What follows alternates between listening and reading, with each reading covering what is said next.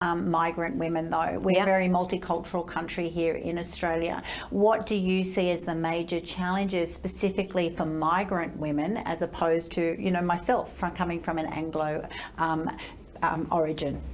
So migrant women have all of the barriers that you and I encounter as white, privileged, educated women, and we already have a large quantity of barriers when we're talking about, you know, entering the business world. Absolutely. Migrant women have even more challenges because they may not be the right colour, their hair may not be the right straightening, whatever, you know, like there's these social expectations of how we should look and how we should act. When you come from another country, whether you migrate to America or you migrate to Australia, you have to deal not only with all those masculine expectations, but you also have to deal with the cultural differences and the language, right? Language is a really big barrier.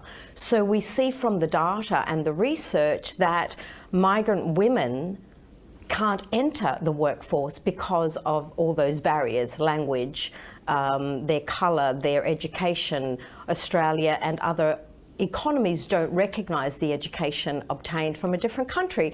Even here in Australia, we don't recognise a lawyer who's been highly educated in the UK. And yet we're a colony.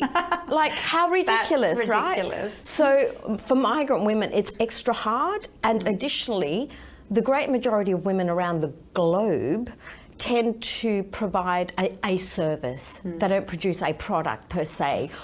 So providing a service is even harder because you can't get angel capital.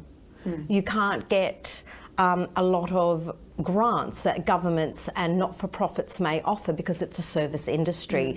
So what we're seeing is when migrant women start up a business, they don't pay themselves a wage, they don't give themselves super because they don't even have enough income to survive. And that again is across all women business owners that are in the service industry. But as I said, with migrant women, the language and the cultural issues escalates the quantity of barriers that they encounter.